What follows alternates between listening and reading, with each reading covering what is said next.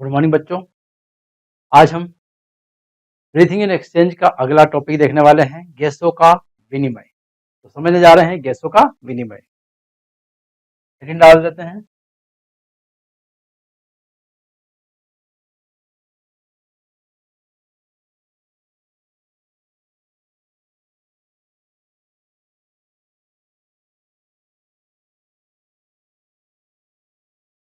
गैसों का विनिमय, एक्सचेंज ऑफ गैसेस।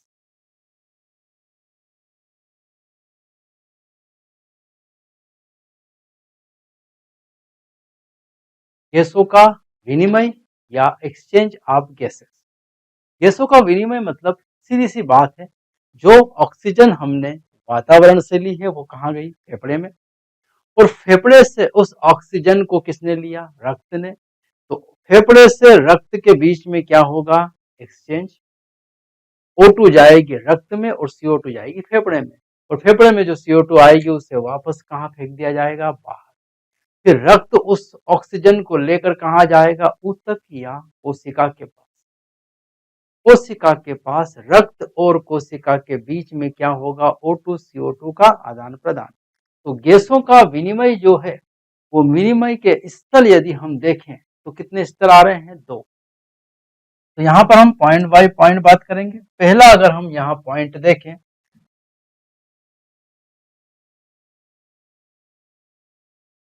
प्राथमिक स्तर। तो प्राथमिक स्थल जो हमारे सामने आएगा गैस विनिमय का, वो होगा कुपिका।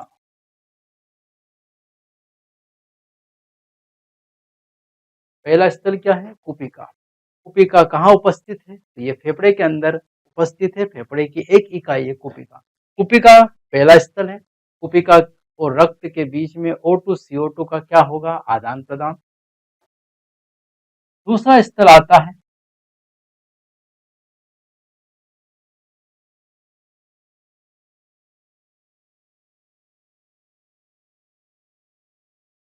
रक्त व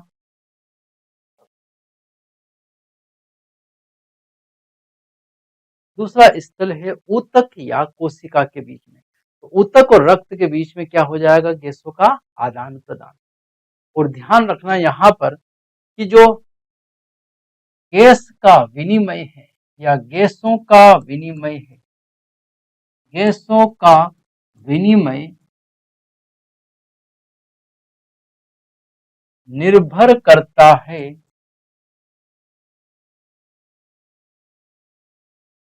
दाब पर या सांद्रता प्रवणता पर।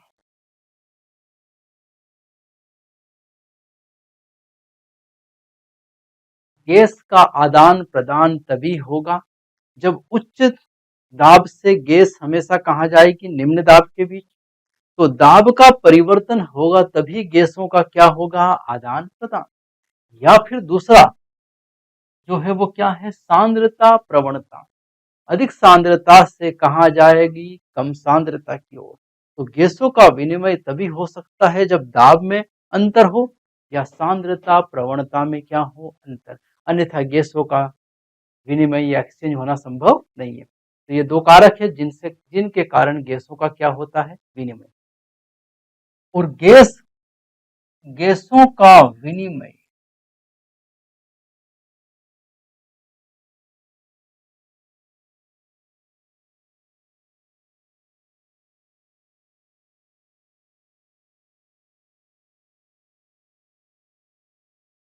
गैसों का विनिमय जो है वो निर्भर किस पे करता है? इस दाब और सांद्रता प्रवणता के कारण तो गैस का क्या होता है? विनिमय। लेकिन वो निर्भर करेगा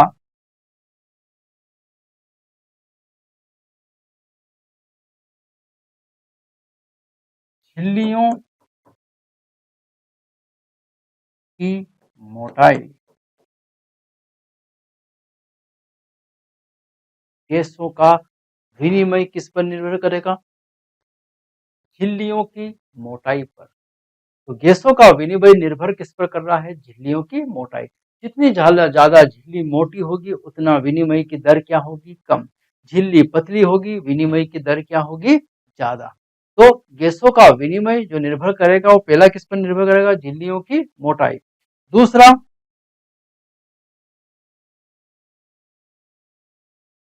दूसरा निर्भर करेगा दाब का अंतर।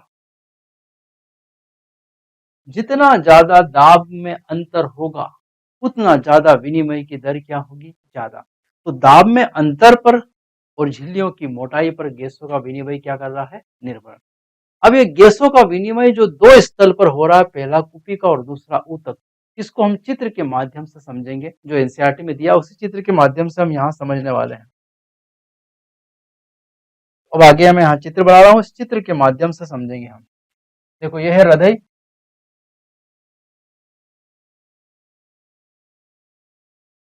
ये है हमारा हृदय, चार कक्षीय हृदय। ये हमने ले लिया इधर ऊतक, कोशिकाएं यह है ऊतक, ठीक है। इधर लिया हमने कुपिका,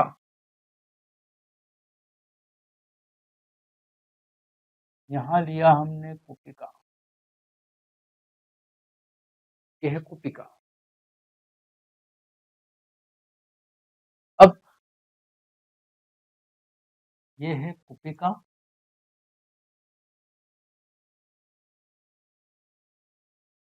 ये है ऊतक, ये है हृदय, ठीक है। अब यहाँ पर दाब के अनुसार ही गैसों का क्या होने वाला है, आदान प्रदान। अब हम यहां से दाब चेक करेंगे, इधर देख रहे हैं PO2, partial pressure of oxygen आता है 104 mmHg और PCO2 आता है 40 mmHg। PO2 104 mmHg और PCO2 40 mmHg होता है, ठीक है। अब रक्त वाहिनी की बात करें हम, इधर से आने वाली रक्त वाहिनी मैं बना रहा हूं, क्या आ गई फेफड़े में, सॉरी हृदय में, और यह हृदय से आ गई रक्त वाहिनी।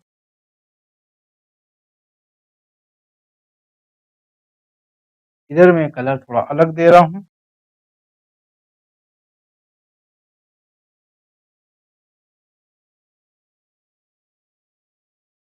इधर गई।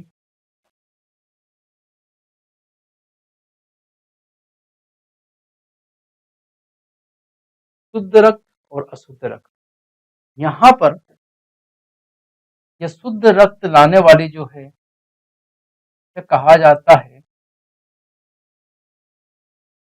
फुफ्फुसीय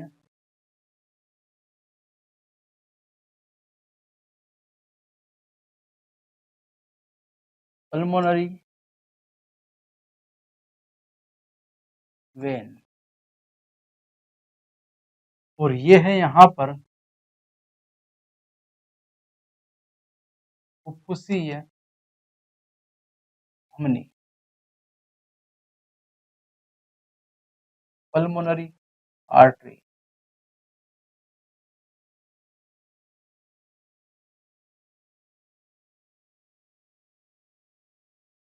इधर ये वाली है महाधमनी, एओर्टा,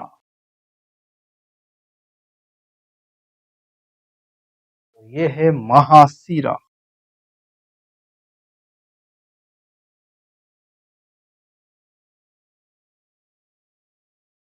वेना कावा।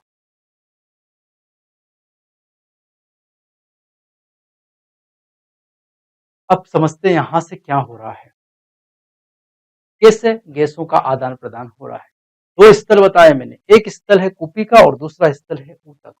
तो ये पहला स्थल है कुपिका जहां गैसों का विनिमय होगा, और ये दूसरा स्थल है ऊतक जहां गैसों का क्या होगा, विनिमय। देखो यहां से बच्चों क्या हो रहा है, यहाँ जो भी गैसों का आदान प्रदान होगा वो निर्भर करेगा PO2 और PCO2, पार्शियल प्रेशर ऑक्सीजन का और पार्शियल प्रेशर जो है आंशिक दाब ऑक्सीजन का, और आंशिक दाब CO2 पर ही निर्भर करेगा। और मैंने अभी बताया गैस कहां से कहां पर जाएगी, उच्च आंशिक दाब से निम्न आंशिक दाब की तरफ गैसों का क्या होता है, आदान प्रदान। तो यहां पर अगर हम इस फुफ्फुसीय धमनी में देखें तो यहां आता है PO2 40 और PCO2 45। आपसे क्या क्वेश्चन पूछे जाएंगे नीट में, इन चारों जगहों पर चारों धमनी और सिराओं में कितना PO2 और कितना PCO2 है। ये तो पहला प्रश्न है आपका यहाँ फेमस, ये कई बार पूछे गए प्रश्न है यहाँ से। तो क्या क्या है, PCO2 महा या सॉरी पल्मोनरी आर्टरी या फुफ्फुसीय धमनी में PO2 40 और PCO2 45। देखो यहाँ पर PO2 104 और PCO2 40।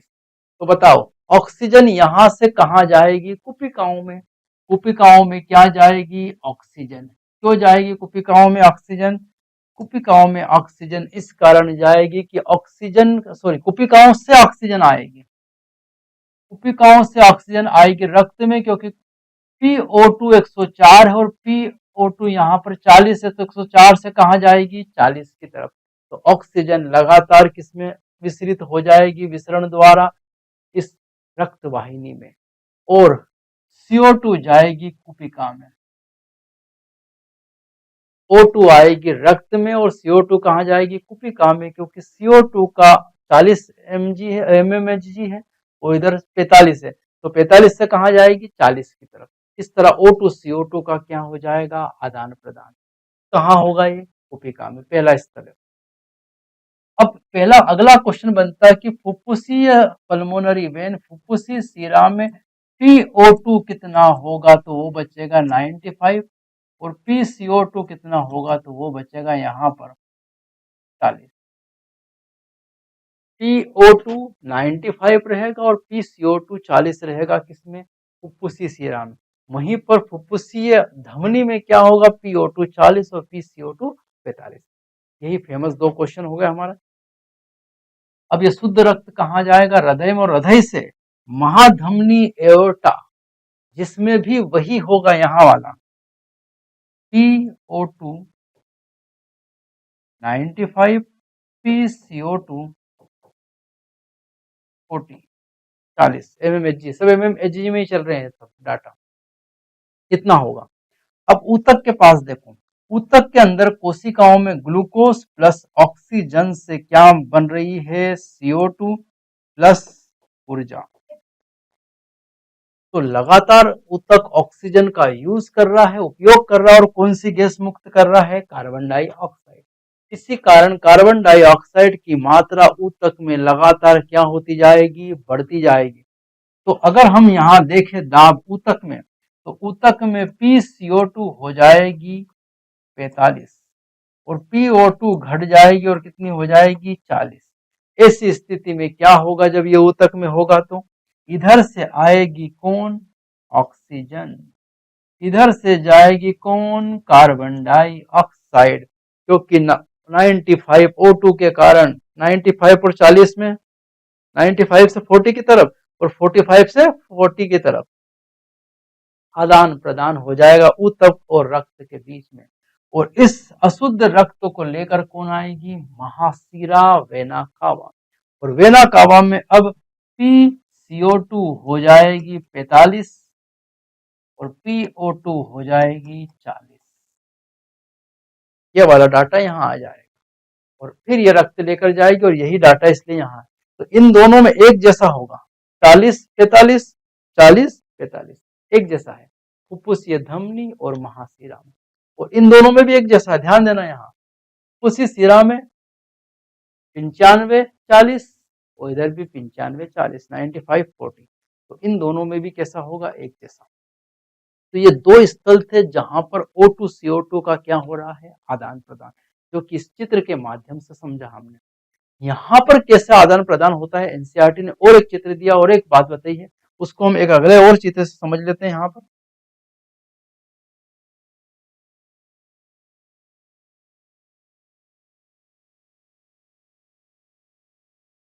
ये हमने बने कुपिका,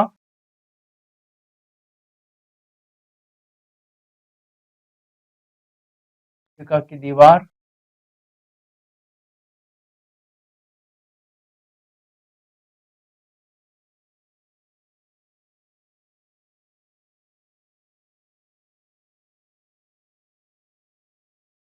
ये इधर हमने बनाई रक्तवाहिनी,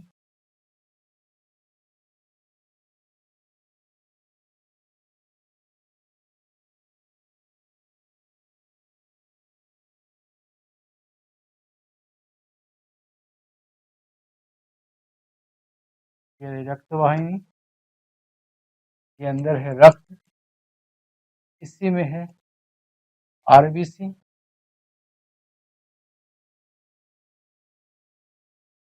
रक्त और इनके अंदर क्या रखी हुई है आरबीसी, और यहाँ ये रखा हुआ तत्व भरा हुआ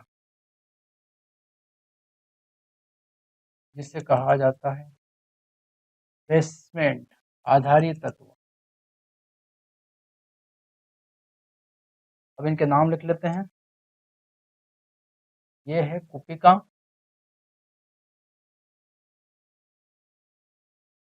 ये है रक्तवाहिनी, इनमें झिल्लियों की बात करें तो इसकी झिल्ली को हमने कहा है सल्की उपकला।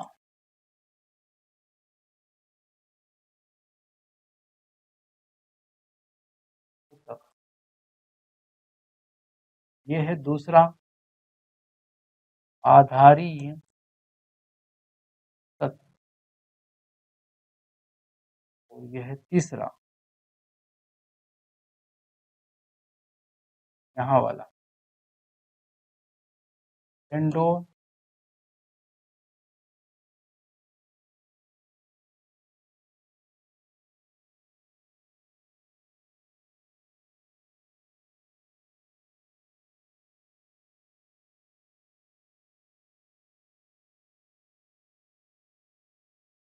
तीन यहाँ है मुख्य झिल्लियां। समझ में आ रही, पहली झिल्ली है सल्की उपकला, दूसरी है आधारी तत्व, तीसरा है एंडोथेलियम। तीन झिल्लियां हैं यहाँ पर, सल्की उपकला या आधारी तत्व भरा हुआ बीच में, और तीसरा है एंडोथेलियम। सल्की उपकला होता किसकी है कुपिकाओं की, और इसका काम ही है पतली झिल्ली है और इससे गैसों का क्या होता है आदान प्रदान। दूसरा आधारी तत्व है, एक भरा हुआ तत्व है यहाँ, ऐसे जैसे गम से किसी दो चीजों को चिपकाया वैसे इन दोनों को चिपकाने वाला है आधारीय तत्व। तीसरा है इस रक्त वाहिनी की झिल्ली जिसे कहा है एंडोथेलियम। रक्त वाहिनी में तीन झिल्लियां, लेकिन केसिका कैपिलरी में केवल एक ही बच जाती है जिसको नाम क्या दिया है एंडोथेलियम परत। इन तीन परत से होकर O2 CO2 का क्या होने वाला है आदान प्रदान। देखो यहां से ऑक्सीजन जाती है रक्त वाहिनी में और यहां से कार्बन डाइऑक्साइड जाती है कुपिकाओं में, और ऐसा होता है दाब में अंतर के कारण। यहां का दाब है PO2 40 और यहां का PO2 है 104। 104 से कहां आएगा 40 की तरफ, इसलिए ऑक्सीजन यहां आएगा। यहां का CO2 अगर हम देखें तो यहां है PCO2 45, तो यहां का PCO2 है 40, तो 45 से कहा जाएगा 40। इसलिए इस रक्त वाहिनी से CO2 अंदर चली जाती है और कुपिका में, और कुपिका से ऑक्सीजन कहाँ आ जाती है रक्त वाहिनी में। यहाँ यह रखी हुई है आरबीसी, यह है आरबीसी। इन तीन परत होने के कारण भी इनकी जो मोटाई है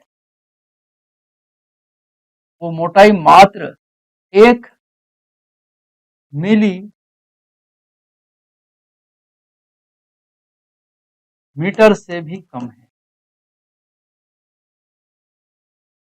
हमको ऐसा लगता है कि तीन परत है तो फिर तो क्या गैसों का आदान प्रदान होगा, लेकिन इन तीनों को मिलाकर भी अगर देखें हम तो इस परत की मोटाई जो होती है वो कितनी होती है, इस परत की मोटाई हो जाती है 1 मिलीमीटर से भी कम। इसका मतलब इनका आदान प्रदान क्या हो जाएगा आसान, क्योंकि इनकी मोटाई क्या है कम। और मैंने बताया था अगर मोटाई कम होगी तो गैसों का विनिमय तेजी से होगा, आंशिक दाब में जितना ज्यादा अंतर होगा गैसों का विनिमय भी उतना ही ज्यादा होगा। पर ध्यान रखना, दो महत्वपूर्ण बिंदु दिए हैं एनसीईआरटी में। पहला बिंदु दिया है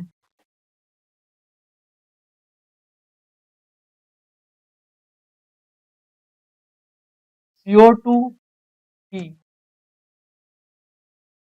घुलनशीलता, CO2 की घुलनशीलता O2 की तुलना में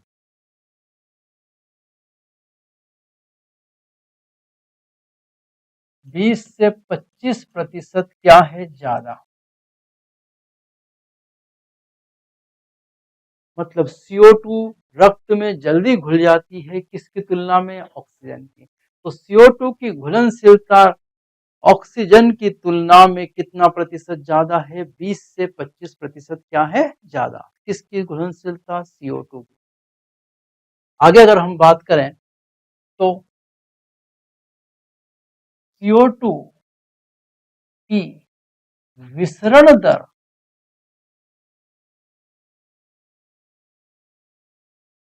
ही O2 से ज्यादा है।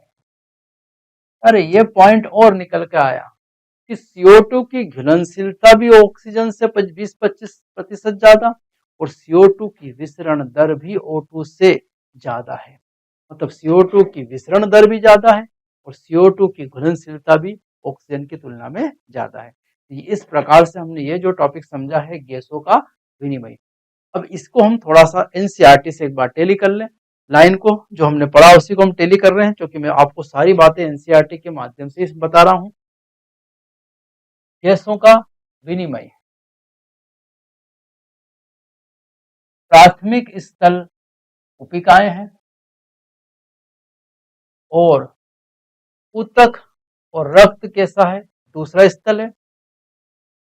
O2 CO2 का विनिमय दाब अथवा सांद्रता प्रवणता पर के आधार पर विसरण द्वारा होता है। किस विधि द्वारा होता है, विसरण विधि द्वारा। गैसों की घुलनशीलता के साथ साथ विसरण सम्मिलित झिल्लियों की मोटाई भी विसरण की दर को प्रभावित करती है। तो विसरण की दर को प्रभावित करती है झिल्लियों की मोटाई और घुलनशीलता। गैस कितनी घुलनशील है वो और झिल्लियों की मोटाई पर निर्भर करता है। अगला पॉइंट यहां से समझें।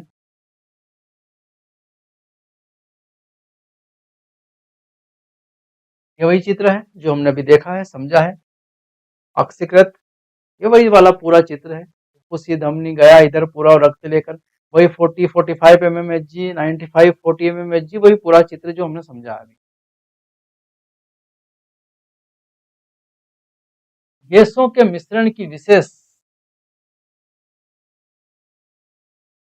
गैस की दाब की भागीदारी को आंशिक दाब कहते हैं। आंशिक दाब पर ही सब निर्भर करता है, PO2 और PCO2, और इन्हें क्रमशः PO2 और PCO2 द्वारा दर्शाते हैं। आंशिक दाब पर निर्भर करता है गैसों का विनिमय। और गैसों का जो विनिमय है, गैसों का मिश्रण में किसी विशेष गैस के दाब की भागीदारी, दाब की जो भागीदारी है उसी को हमने क्या बोला, आंशिक दाब, पार्शियल प्रेशर, और PO2 PCO2 से दर्शाया।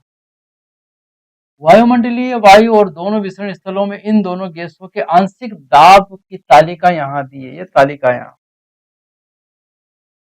ये वही है। श्वसन में वातावरणीय वायु 1559, कुपिका में 104 पहुंचती है, क्योंकि ज्यादा है तभी तो वातावरण से वायु कहाँ आती है, कुपिका में ऑक्सीजन। और अनाक्सीकृत रक्त में केवल कितनी रह जाती है, 40, और ऑक्सीकृत रक्त में कितनी हो जाती है, 95, जो अभी हमने टेबल में समझा। और ऊतक में कितनी होती है, 40, जो भी मैंने अभी सब टेबल में आपको चित्र के माध्यम से बताया।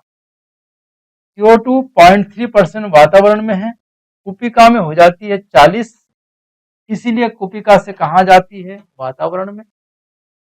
अनाक्सीकृत रक्त में 45 हो जाती है PO2, और ऑक्सीकृत रक्त में 40 होती है, और ऊतक में 45 होती है। ये सब डाटा मैंने वही सब आपको बता दिए हैं चित्र के माध्यम से, जो यहाँ टेबल में दिए हैं। सारे डाटा वही है जो मैंने आपको बताए हैं। तो चलते आगे।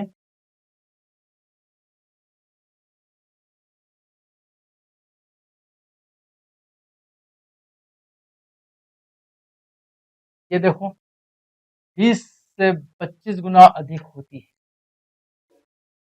इसकी घुलनशीलता CO2 की घुलनशीलता, CO2 की घुलनशीलता यहाँ देखो, ये CO2 की घुलनशीलता O2 की तुलना में 20 से 25 गुना अधिक होती है।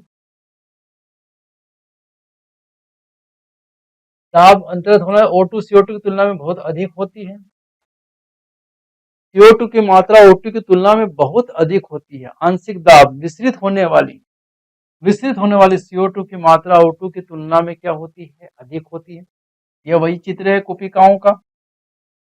ये यहाँ पर झिल्ली, तल की उपकला ऊतक, ये बीच में भरा हुआ तत्व जिसे हमने क्या बोला? आधारित तत्व। और ये यहाँ पर जो है रक्त वाहिनी, जिसमें ये एंडोथेलियम की बनी हुई है। रक्त कोशिका की अंतकला एंडोथेलियम की बनी हुई है रक्त वाहिनी, रक्त कोशिका RBC। और यहीं से O2 अंदर आएगी और यहीं से CO2 कहाँ जाएगी? कुपिका। O2 CO2 का क्या होने वाला है? आदान प्रदान। 3 स्तरों की बनी होती है। पतली सल्की उपकला ऊतक, कुपिकाओं की कोशिकाएं की अंतकला और उनके बीच आधारित तत्व। ये 3 हो गए, पतली सल्की उपकला, कोशिकाओं की अंतकला और ये आधारित तत्व। 3 परतों से बनी है ये 3 परत। आधारित तत्व दूसरा, अंतकला तीसरा और सल्की उपकला पहला। सहायक सल्की उपकला आधारित झिल्ली और रक्त कोशिकाओं की अंतकला की एकल परत द्वारा घिरी रहती है। फिर भी कुल मोटाई 1 मिलीमीटर से भी कम होती है। अभी जो मैंने बताया 1 मिलीमीटर से भी क्या रहेगी? कम। इन तीनों की मोटाई हमारे शरीर में सभी O2 के कुपिकाओं से ऊतक और CO2 के ऊतक से कुपिकाओं मिश्रण के लिए अनुकूलित होते हैं। बस वही सारी बातें हैं जो अभी मैंने आपको बताई, समझाई। ठीक है, अब अगला हम टॉपिक देखने वाले यहां से, वो अगला टॉपिक है हमारा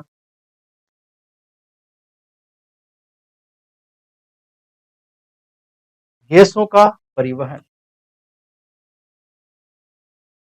अगला जो हमारा टॉपिक है वो क्या है? गैसों का परिवहन। तो यहां से अब हम शुरुआत करेंगे इसके बाद अगले टॉपिक की। तो अगला टॉपिक हमारा क्या रहेगा? तो अब हम अगला टॉपिक देखने वाले हैं गैसों का परिवहन।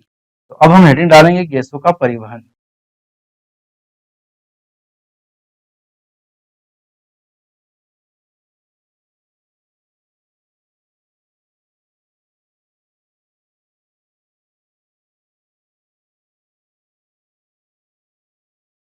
ये है हमारी हेडिंग गैसों का परिवहन।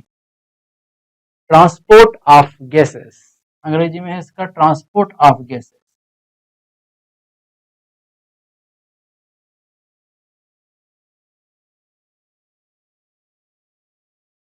गैसों का परिवहन की अगर हम बात करें तो गैसों का परिवहन में 2 मुख्य गैसें हैं जिनका परिवहन होने वाला है। एक है ऑक्सीजन और दूसरा है कार्बन डाइऑक्साइड।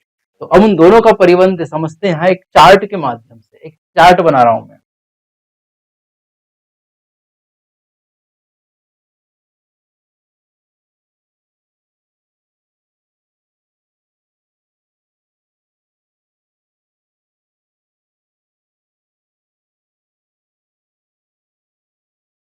गैसों का परिवहन को 2 भागों में बांटा हमने।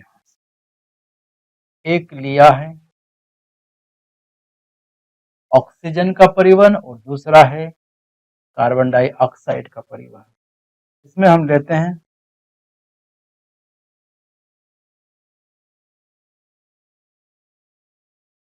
O2 का परिवहन, इधर लेते हैं हम CO2 का परिवहन।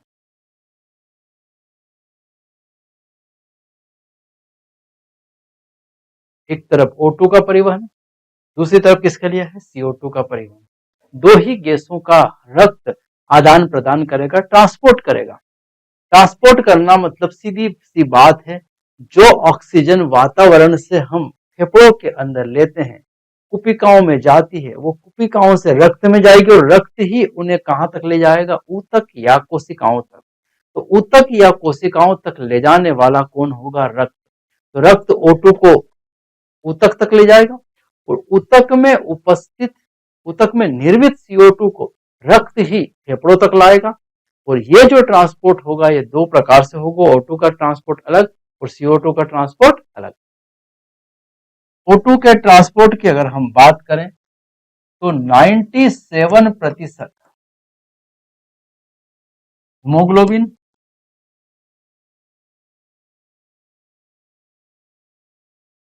और 3%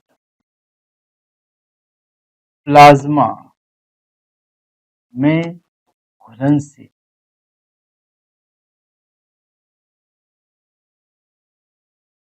देखो यहां पर O2 का परिवहन सर्वाधिक कौन करने वाला है? हीमोग्लोबिन। कितना प्रतिशत आया? 97%। इसका सीधा सीधा मतलब है कि सर्वाधिक ऑक्सीजन को ले जाने वाला वाहन जो हमारा होगा वो कौन होगा? हीमोग्लोबिन। यात्री कौन है? ऑक्सीजन। और वो वाहन जिसमें यात्री बैठेगा वो वाहन कौन होगा? हीमोग्लोबिन। तो सर्वाधिक जो ऑक्सीजन बैठेगी वो किसमें बैठेगी? हीमोग्लोबिन में। लेकिन कुछ ऑक्सीजन, कुछ यात्री प्लाज्मा में भी बैठेंगे। प्लाज्मा में ऑक्सीजन घुलनशील है कितना प्रतिशत? 3%। तो 97% हीमोग्लोबिन परिवहन करेगा ऑक्सीजन का और 3% प्लाज्मा में घुलनशील होकर ऑक्सीजन का क्या होगा? परिवहन। लेकिन CO2 में चलें तो 20 से 25% कहां जाएगी? हीमोग्लोबिन।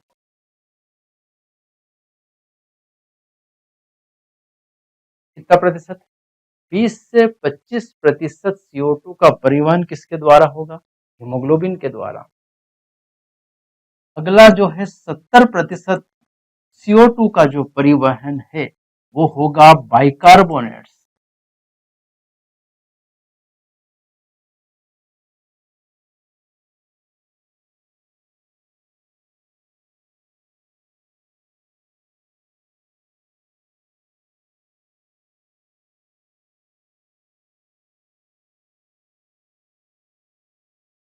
सात प्रतिशत प्लाज्मा में घुलनशील।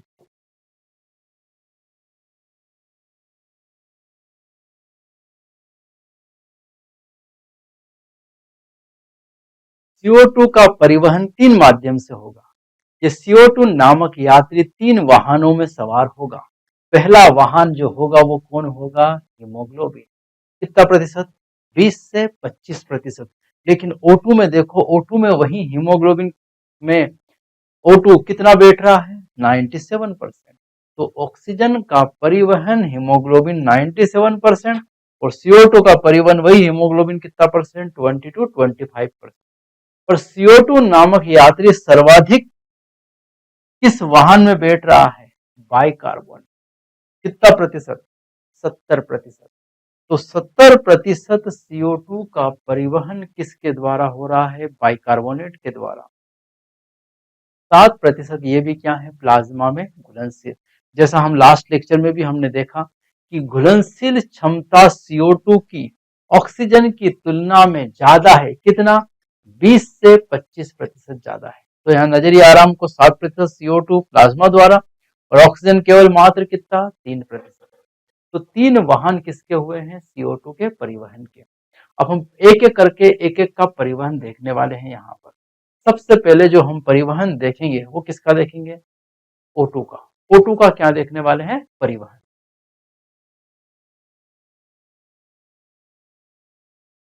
हेडिंग देख लेते हैं, O2 का परिवहन।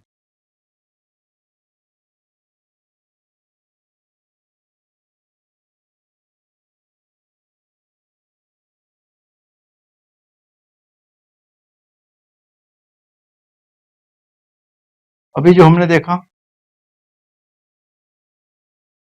97% हीमोग्लोबिन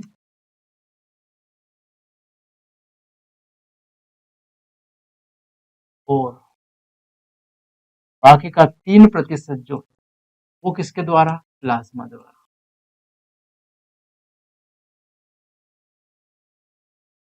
हीमोग्लोबिन की बात करें तो हीमोग्लोबिन में उपस्थित होता है आयरन। आयरन जो कि Fe2+ आयन के रूप में उपस्थित। हीमोग्लोबिन में क्या उपस्थित है? आयरन। Fe2+ के रूप में क्या उपस्थित है? आयरन। प्लाज्मा और हीमोग्लोबिन दोनों मिलकर ऑक्सीजन का क्या करते हैं? परिवहन, जो अभी समझा हमने। और ये जो हीमोग्लोबिन है, ये हीमोग्लोबिन किसको बिठाता है? ऑक्सीजन को। और एक हीमोग्लोबिन की अगर हम बात करें तो इसमें 4 ऑक्सीजन के अणु आकर क्या करते हैं? जुड़ते हैं। कितने ऑक्सीजन के अणु आकर जुड़ जाते हैं? 4 ऑक्सीजन के अणु एक हीमोग्लोबिन से जुड़ते हैं। इसका मतलब हीमोग्लोबिन के टोटल हुए हाथ 4। 4 हाथों वाला है हीमोग्लोबिन। कितने हाथों वाला है? 4 हाथ वाला। एक हाथ से क्या जुड़ेगा? एक ऑक्सीजन, दूसरे हाथ से दूसरी ऑक्सीजन, तीसरे हाथ से तीसरी और चौथे हाथ से चौथी। तो 4 ऑक्सीजन जुड़ती है एक हीमोग्लोबिन से। एक हीमोग्लोबिन से कितनी ऑक्सीजन जुड़ रही है? 4। तो 4 हाथ वाला हो गया कौन? हीमोग्लोबिन हमारा। अब ऑक्सीजन जो हीमोग्लोबिन से जुड़ती है तो बनाती है oxy haemoglobin.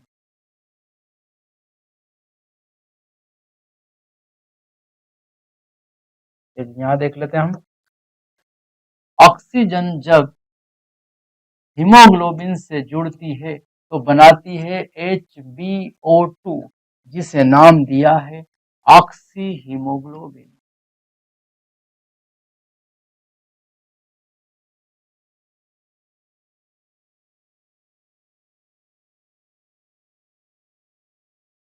HBO2 oxy haemoglobin नाम दिया। किसको? जब ऑक्सीजन किससे जुड़ रही है? हीमोग्लोबिन से, तो हमने उसको क्या नाम दिया है? Oxy haemoglobin. और ये जो है, ये अभिक्रिया उत्क्रमणीय है, रिवर्सिबल है। ऐसा नहीं है कि एक बार ऑक्सीजन हीमोग्लोबिन से जुड़ गई तो फिर टूटेगी नहीं। एक बार जुड़ेगी और एक बार टूटेगी। ये अभिक्रियाएं क्या है? रिवर्सिबल। मतलब ये यहां से यहां भी जाएगी और यहां से वापस यहां भी आएगी। ये अभिक्रिया कैसी है? रिवर्सिबल। रिवर्सिबल अभिक्रिया है। अब कैसे ऑक्सीजन हीमोग्लोबिन से जुड़ती है और कैसे इसका वियोजन होता है, इसके लिए हम ऑक्सीजन वियोजन कर्व देखने वाले हैं, ग्राफ देखने वाले हैं। कि ऑक्सीजन वियोजन वक्र देख रहे हैं।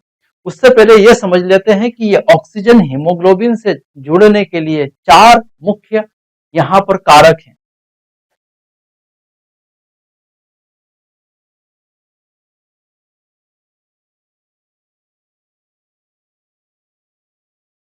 ऑक्सीजन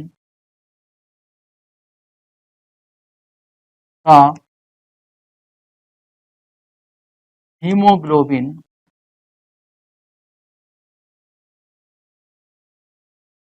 से जुड़ने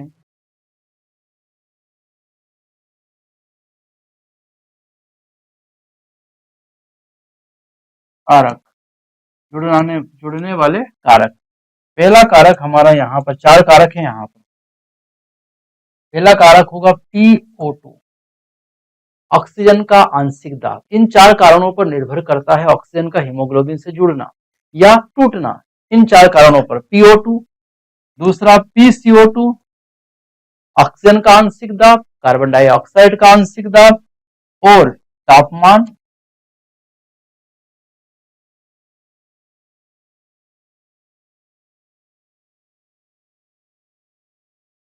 और चौथा है यहां पर H+ आयन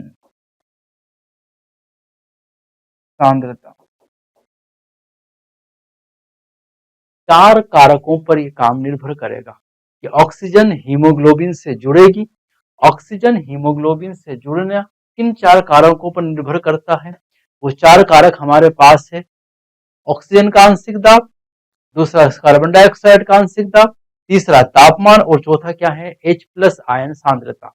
इन चारों कारक के कारण ही ऑक्सीजन हीमोग्लोबिन से जुड़ती है और वापस टूटती है। तो अब इन चारों कारकों को हम समझ लेते हैं ग्राफ से।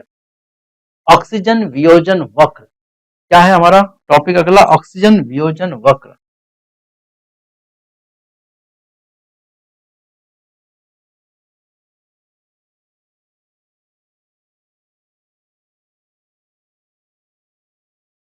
ऑक्सीजन वियोजन वक्र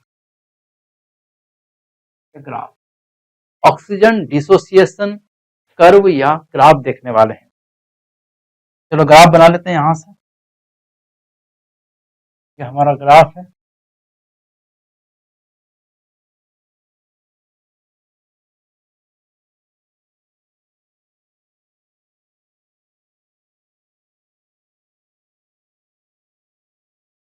बीस, 40, 60, 80, 100। ऐसा ही यहां देख लेते हैं, 20, 40, 60, 80, ये रहा 100। इधर नीचे की तरफ आएगा O2 का आंशिक दाब, सीधे शब्दों में बोले PO2 पूछा, यहां दिया है इस वाली लाइन में, एक्स एक्सिस पर O2 का आंशिक दाब, और यहां है ऑक्सीजन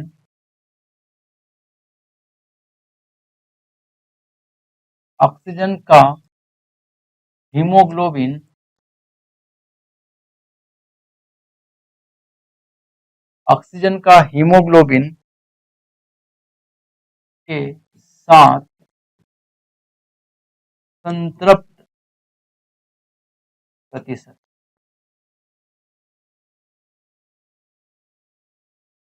एक तरफ क्या लिया है, ऑक्सीजन का हीमोग्लोबिन के साथ संतृप्त प्रतिशत, और दूसरी तरफ O2 का आंशिक दाब।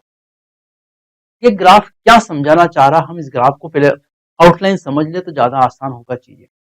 यहां यह समझाना चाह रहा है कि हीमोग्लोबिन के कुल हाथ कितने हैं, 4। मतलब ये ज्यादा से ज्यादा 4 ऑक्सीजन को पकड़ सकता है। तो पहली ऑक्सीजन अगर इसको मिली, जैसे हीमोग्लोबिन है प्यासा, वो 4 गिलास पानी पीने से ही उसकी प्यास बुझेगी, और प्यास बुझना क्या कहलाता है, संतृप्तता।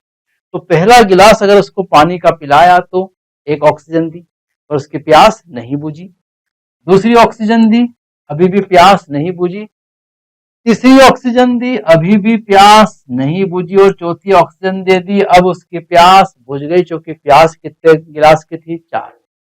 इसी को हम कहते हैं ऑक्सीजन का हीमोग्लोबिन के साथ संतृप्त होना। पानी के साथ व्यक्ति की संतृप्ति होना, तृप्ति होना, प्यास बुझ जाना, यही यहां पर दिखाया गया है। तो इस ग्राफ में अगर हम देखें यहां से, ये ग्राफ चलता है इस तरह से,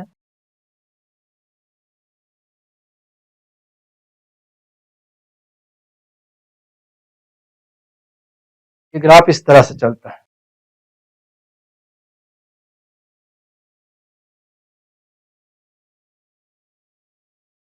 तो इस ग्राफ को हम कहते हैं सिग्माइड ग्राफ, एस आकार। देखो यहां पर क्या हुआ है, इस ग्राफ में ये समझने जा रहे हैं कि जैसे जैसे O2 का प्रतिशत बढ़ा, ये देखो यहाँ O2 का बड़ा प्रतिशत, इधर O2 का ऑक्सीजन के साथ, हीमोग्लोबिन का ऑक्सीजन के साथ संतृप्तता प्रतिशत बढ़ता गया। जैसे जैसे O2 बढ़ी, O2 का हीमोग्लोबिन के साथ प्रतिशत बढ़ता गया, और एक समय आया यहाँ पर 100 पर, जब ऑक्सीजन पूरी हो गई है तो हीमोग्लोबिन जो है वो यहाँ पर अब संतृप्त हो गया। अब चारों हाथ, पहले एक ऑक्सीजन दी, बढ़ा, दूसरी दी, फिर बढ़ा, तीसरी दी, फिर बढ़ा, चौथी दी, बढ़ गया पूरा। अब भले कितनी ही ऑक्सीजन बढ़ाए, यहाँ पर ऑक्सीजन बढ़ाने से संतृप्तता बढ़ने वाली नहीं है। अब कितने गिलास पानी रखा हो कोई फायदा नहीं, उस व्यक्ति की प्यास बुझ चुकी है, 4 गिलास पानी की ही प्यास, और वो 4 गिलास पानी यहाँ पर क्या हो चुका है, पूर्ण हो चुका। तो बस ये ग्राफ ये समझाना चाह रहा है कि कितना ऑक्सीजन यहाँ पर दिया गया है और कितनी संतृप्तता हुई है, और इसका जो ग्राफ आता है वो ग्राफ क्या आता है, सिग्मॉइड ग्राफ, या एस आकार का क्या आएगा, ग्राफ। इसका आकार कैसा आ रहा है, एस आकार। ये देखो यहाँ से ये आ रहा है यहाँ पर एस आकार का, जिसको सिग्मोइड ग्राफ कहा है। और दो स्थितियां हैं। तब यहां पहली स्थिति ऑक्सी हीमोग्लोबिन, ऑक्सी हीमोग्लोबिन निर्माण। पहली स्थिति क्या है? ऑक्सी हीमोग्लोबिन निर्माण। कब ऑक्सीजन हीमोग्लोबिन से जुड़ जाएगी, और ऐसा होता है कहां? कुपिकाओं। कुपिका में ही ऑक्सीजन किसके साथ सवार हो जाती है? हीमोग्लोबिन के साथ, क्योंकि हीमोग्लोबिन ही वाहन उसको ले जाएगा ऊतक के पास। तो ऑक्सीजन ऊतक में हीमोग्लोबिन में सवार हो रही है, यात्री बस में बैठ रहा है, उसके लिए आवश्यक है कुछ कारक। वो चार कारक जो अभी हमने देखे, कौन कौन से चार कारक है यहाँ? CO2, PCO2, तापमान और H+ आयन सांद्रता। तो यहां पर PO2 होना चाहिए अधिक, तभी व्यक्ति बैठेगा बस में।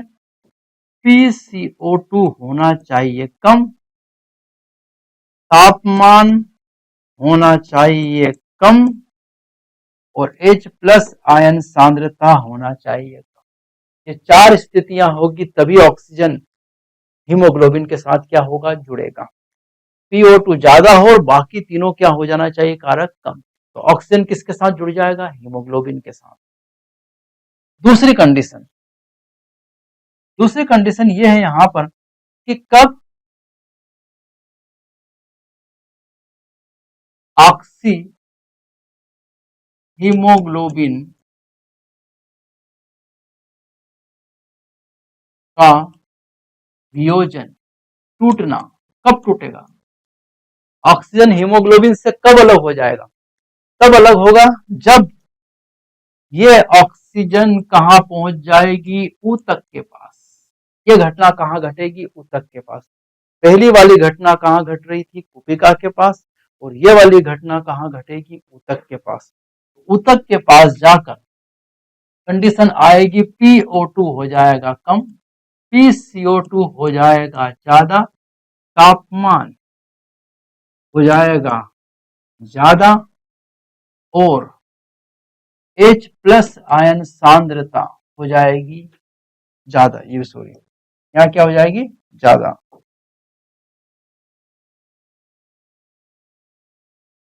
पलट गया, व्यक्ति बस में बैठा, मुंह बदल लिया और जैसा बैठा वैसे उतर गया। PO2 कम होना चाहिए, CO2 तापमान, H+ आयन सांद्रता क्या हो जाना चाहिए? बढ़ जाना चाहिए, तभी ऑक्सी हीमोग्लोबिन का क्या हो जाएगा? वियोजन टूट जाएगा। वैसे ही जैसे यहां पर अभी हमने देखा कि ऑक्सी हीमोग्लोबिन निर्माण के लिए क्या जरूरी है? PO2 का अधिक होना और बाकी तीनों का क्या हो जाना? कम। वैसे ही इनका टूटने के लिए O2 का क्या होना है? कम, और बाकी तीनों का क्या हो जाना है? बढ़ जाना। और इन्हीं से ये जो ग्राफ है, ये ग्राफ क्या होता है? प्रभावित। अब इस ग्राफ में दो शिफ्टिंग चलती है, एक लेफ्ट शिफ्ट और एक राइट शिफ्ट। कैसे होती है लेफ्ट शिफ्ट और कैसे होती है राइट शिफ्ट, उनको समझ लेते हैं। यहाँ इधर जाएगा ग्राफ तो होगी लेफ्ट शिफ्टिंग, और इधर जाएगा ग्राफ तो होगी राइट शिफ्टिंग। ये है राइट शिफ्ट और ये है लेफ्ट शिफ्ट। लेकिन ऐसा कब होगा? कब ग्राफ लेफ्ट जाएगा और कब ग्राफ राइट जाएगा? ऐसा होने के लिए यहां पर कुछ स्थितियां हैं। जब लेफ्ट शिफ्ट होगा इसका मतलब CO2 व तापमान होगा कम। CO2 और तापमान जब कम होगा तो हम जानते हैं CO2 तापमान कम होता तो ज्यादा से ज्यादा क्या बनता है? Oxy haemoglobin. और ऑक्सी हीमोग्लोबिन अगर जल्दी बनेगा तो ये ग्राफ किधर शिफ्ट हो जाएगा? Left side. इधर जल्दी जल्दी बन गया है, ग्राफ इधर चला गया। और जब CO2 व तापमान बढ़ेगा तो ये ग्राफ कहां शिफ्ट हो जाएगा? राइट। राइट शिफ्ट होने का सीधा कारण है कि अगर ये दो लोग बढ़ गए तो इस ऑक्सी हीमोग्लोबिन क्या होने लगेगा? टूटने लगेगा। और जब ये टूटने लगेगा तो सीधी सी बात है, यहां पर सेचुरेशन पॉइंट आने में, संतृप्तता बिंदु आने में क्या लग जाएगा, टाइम लग जाएगा। ग्राफ किधर शिफ्ट हो जाएगा, राइट। तो जब CO2 और तापमान ज्यादा होगा तो ग्राफ कहाँ शिफ्ट होगा, लेफ्ट। और जब CO2 और तापमान कम होगा तो ग्राफ कहाँ शिफ्ट होगा, राइट। यही सब महत्वपूर्ण बिंदु थे इस ग्राफ से, ऑक्सीजन वियोजन वक्र से। और यही ऑक्सीजन का क्या था, ट्रांसपोर्ट, परिवहन। और एक आखिरी पॉइंट यहां से हम देख रहे हैं कि 100 ml 100 ml शुद्ध रक्त 5 ml O2 का परिवहन करता है। 5 ml O2 को